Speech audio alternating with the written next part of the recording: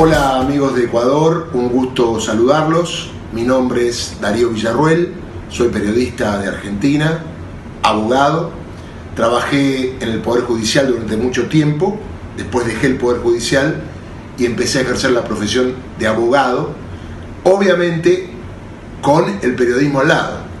Finalmente el periodismo le ganó al abogado y estoy trabajando desde hace mucho tiempo en distintos medios de comunicación, radiales, televisivos, gráficos, especializado en el análisis de los temas judiciales que ocupan la tapa de los diarios desde hace mucho tiempo aquí en la Argentina y en la mayoría de los países, al menos de Latinoamérica, y que uno tiene contacto.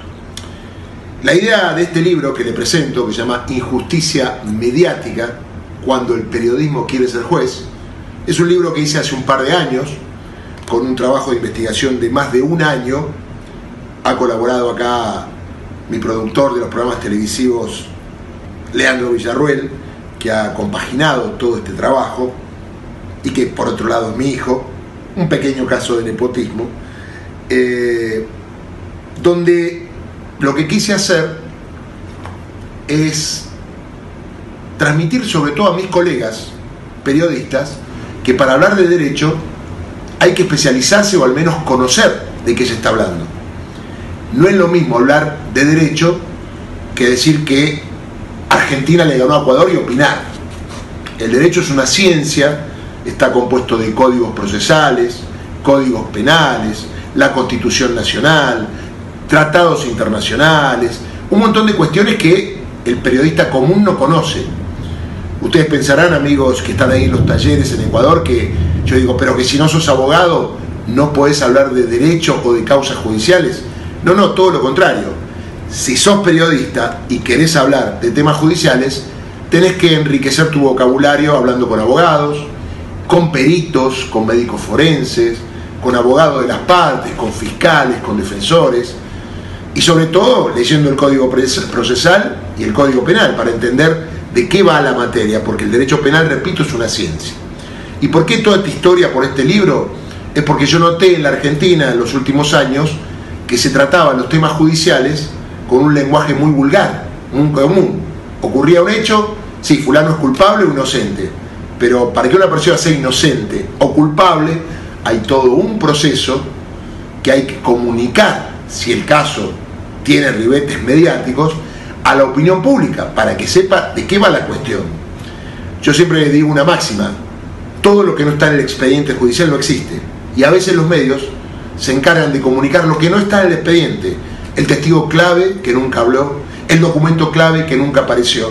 Entonces a veces se instala que alguien es culpable de un delito cuando todavía el juicio no comenzó, y hay un prejuzgamiento que ante la condena pública genera un desmedro para esa persona contra su honor, su familia, sus amigos, porque si uno dice que fulano es violador antes que haya una sentencia, o que es corrupto, hablando de los temas de corrupción tan en auge hoy en América Latina, y todavía no hay un proceso penal que determine que cometió algún delito, ya queda en la opinión pública la imagen de que fulano o sultano es un corrupto, cuando en realidad todavía no hay una condena jurídica que así lo establezca.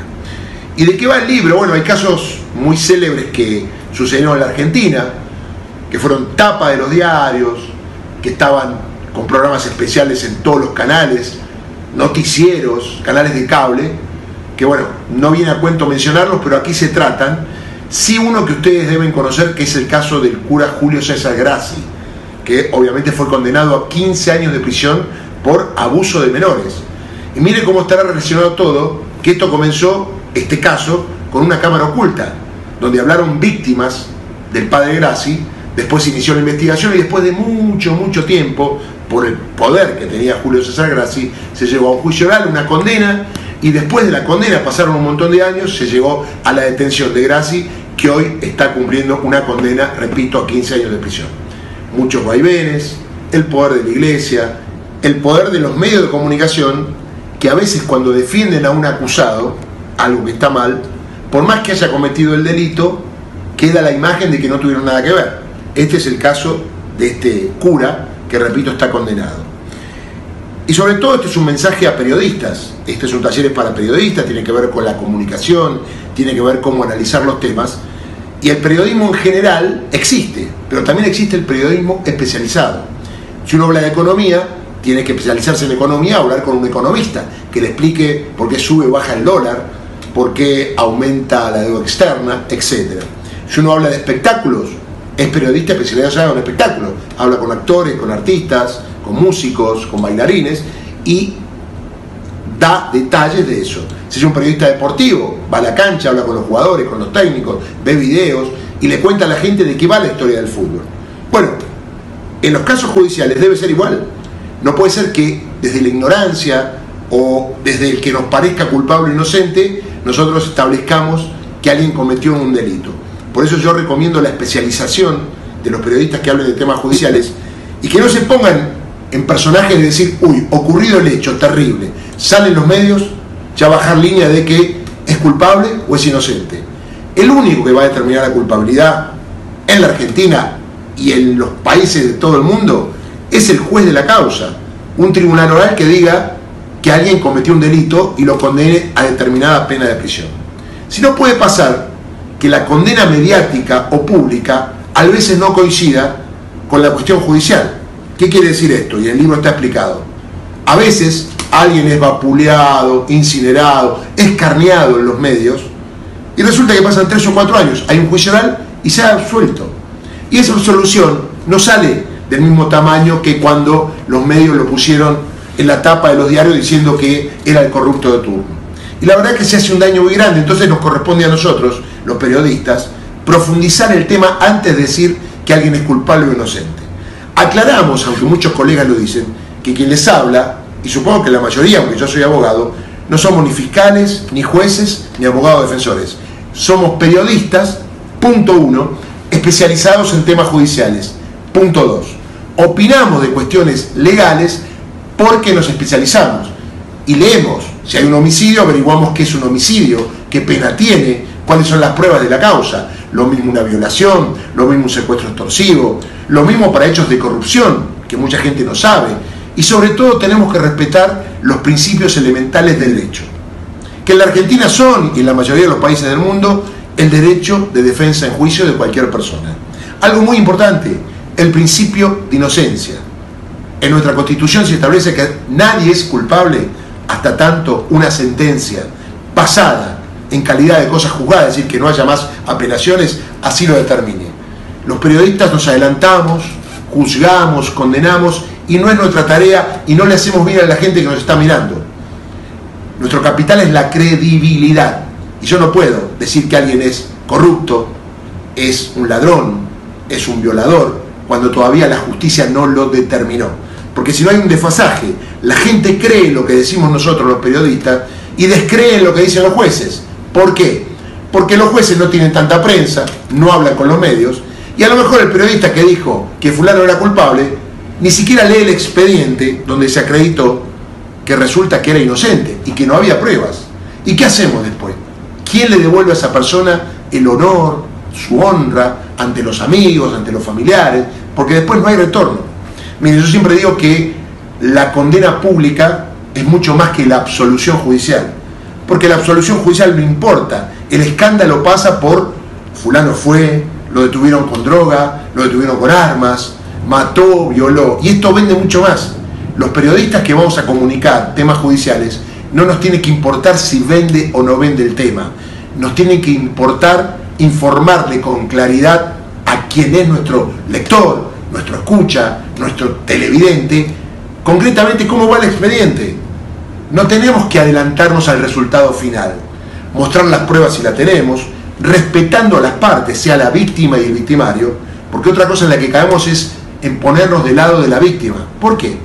Obviamente hay empatía, pero nosotros no vamos a determinar si la víctima tiene razón o no ante el hecho que ocurrió. Imagínense que un juez juzga de acuerdo a lo que ve la tele. ¿Cómo va a ser para absolver a alguien que todos los canales y todos los medios dicen que es culpable? Entonces me parece que en el libro hay principios generales, hay mitos de la justicia que se establecen como diciendo que un ladrón entra por una puerta y sale por la otra. Esto no es así. Que los menores no son juzgados porque son inimputables. Esto no es así. Bueno, esto sobre todo aquí en la Argentina.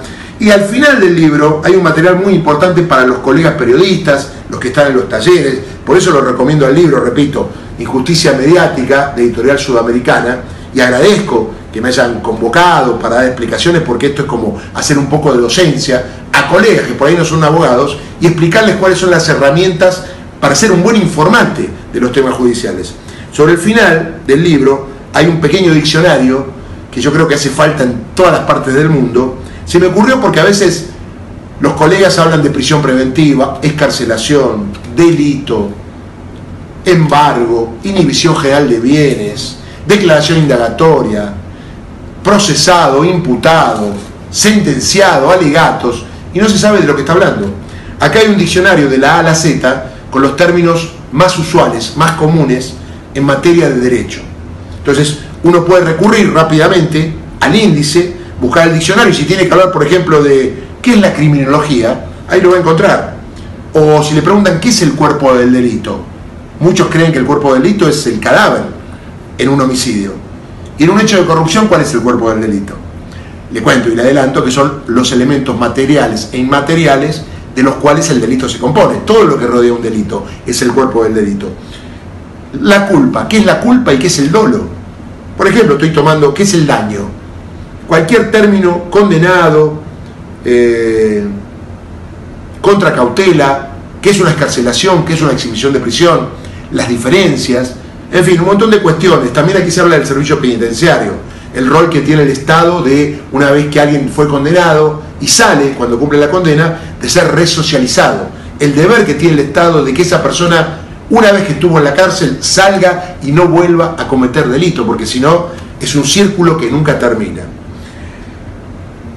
Además hablamos de la prisión domiciliaria, tan en boga, cuando una persona puede ir a su casa. Aquí en la Argentina tiene que tener más de 70 años, una enfermedad terminal, o tienen que darse algunas circunstancias para que esto suceda, y es facultad exclusiva de los jueces. Todo es facultad exclusiva de los jueces, aunque querramos nosotros los periodistas que con lo que decimos va a cambiar la historia. Repito lo que dice hace un ratito, no somos ni fiscales, ni jueces, ni médicos forenses, ni peritos. Somos humildes periodistas que opinamos desde un hecho, el expediente. Y a partir de ahí tenemos que informarle a la gente. Nosotros somos un vehículo entre el juez y la sociedad. Imagínense si tuviéramos mala intención, si quisiéramos prejuzgar, si habláramos porque tenemos bronca ante un hecho que nos genera estupor por la violencia, por lo que ha pasado. Y bueno, estamos informando bastante mal.